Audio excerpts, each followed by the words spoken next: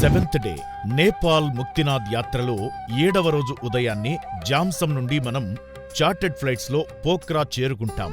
Pokhara hotel చేరుకుని breakfast పూర్తయిన తరువాత ఈరోజు మనం పోఖ్రాలోని అతి ముఖ్యమైన లోకల్ సైట్ సీయింగ్ ప్రాంతాలను సందర్శిస్తాం.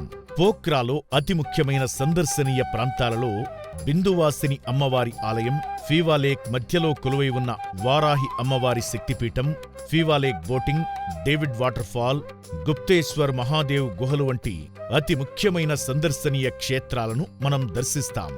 ఈ రోజంతా పోఖ్రా సైట్ సీయింగ్కే సమయం సరిపోతుంది.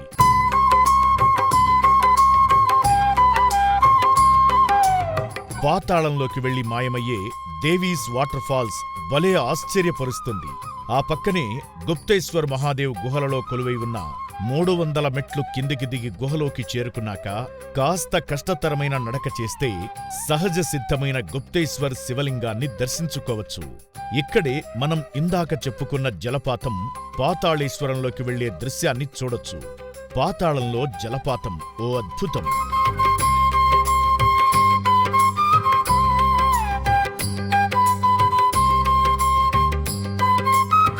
గుప్తేశ్వర్ మహాదేవ్ గుహ నుండి ఓ 4.5 కిలోమీటర్లు ప్రయాణం చేస్తే వారాహి అమ్మవారి ఆలయానికి చేరుకోవచ్చు. ఇక్కడే పోఖ్రాలోని అతిపెద్ద సరస్సైన ఫీవాలేక్ సందర్శించి ఫీవాలేక్ మధ్యలోని అమ్మవారి ఆలయానికి మనం బోటింగ్ ద్వారా చేరుకుంటాం.